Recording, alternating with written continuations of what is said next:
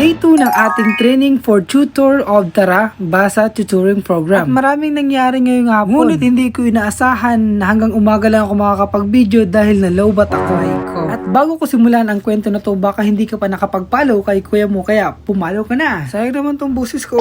Joke lang guys. At ito na nga guys, syempre papunta muna tayo ng Katsu at syempre walang bago, mag-isa na naman tayo. At nandito na pala ako sa Katsu. At nakasama ko na ang aking classmate na si Nicole papuntang venue. Wala pa kasi dyan si paring Raven. At dito ay papasok na kami ng room. Syempre pakapasok, nandito na sa loob. Malamang.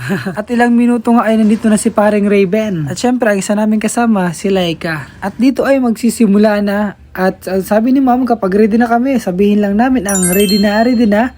Kami magpapabasa, dalay pag-asa, kaya tara, basa.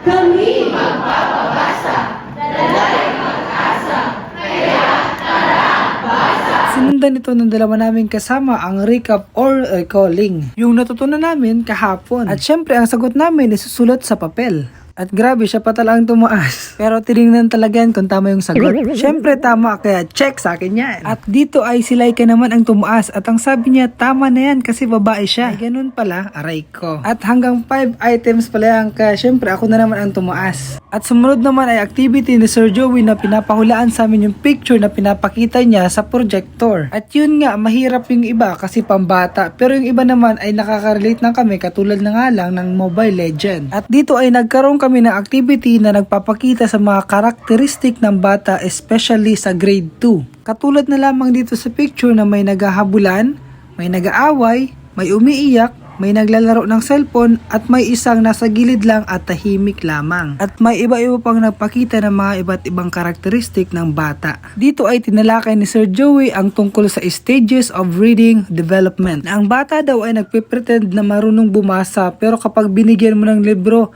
akala mo marunong talaga. Kaya dapat natin turuan bumasa, mag-pronounce na may sigla syempre. Para naman ganahan ang bata kapag nagtuturo tayo sa kanila. At pagkatapos ay binigyan kami ng snack at maraming salamat po sa pagbibigay sa amin at nabusog po kami. At siguro po hanggang dito na lang yung video ko kasi nga po nalobat ako. At marami pa po sanang nangyari yung hapon. Tulad na lang nang nagsayaw kami at kung ano-ano pa mga pakulo ang ginawa sa mga activities. At dito po ay kakain na kami ng tanghalian kaya tara samahan nyo kami.